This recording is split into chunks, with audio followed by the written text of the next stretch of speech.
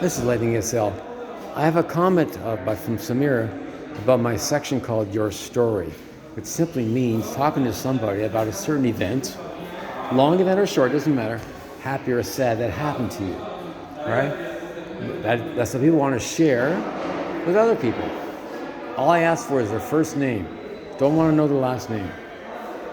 Or you might have a common name, Miss Carr, or Mr. Singh, which is fine.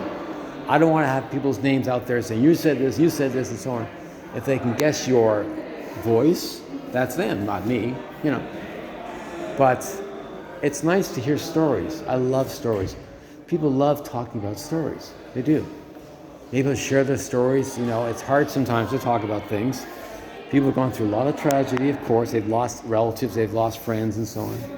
I've lost friends too, very young age, like in the 30s. I have. But your perspective changes when you share your stories, no matter how bad it was. It is, I believe, a cleansing of the soul. It really, really is. All right? The next voice you hear is going to be Samir. You don't want to talk? Oh, now Samir is very, very quiet. He doesn't want to talk. That's fine. But everybody has stories. Everybody does. Certain events that made you you. Your story is your personality profile, I guess you could say. For example, when you're talking about that and you go on a resume, your resume is your story. It's part of your history, all right? And most resumes, as you know, they go back, let's say, 5 years or less. They don't want to know what you did, let's say in your 30s. They don't care what you did when you're 10 years old and 15 years old. They want the most relative thing now. It's true. In the last 5 years, what did you do?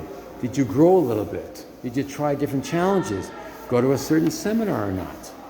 What interests you now compared to before? Why did you do it? Why did you leave? And so on and so on. Right? Everybody has a story like this.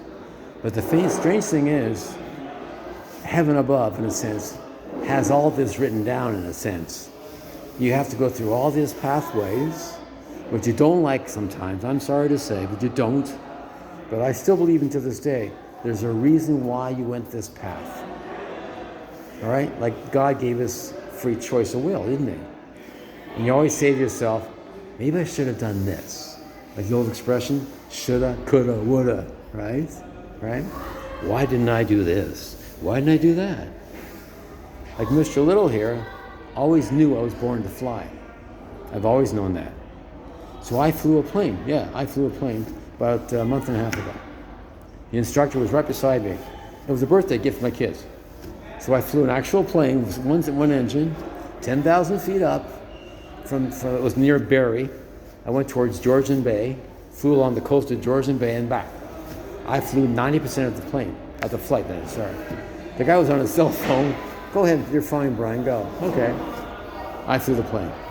I've also gone skydiving 10,000 feet. I have no fear of heights. That's the thing, I'm so comfortable in heights, right?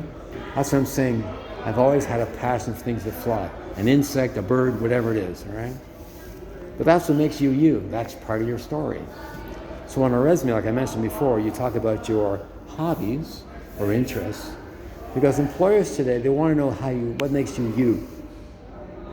Not just you took all these courses. What else about you? Are you a robot and that's it?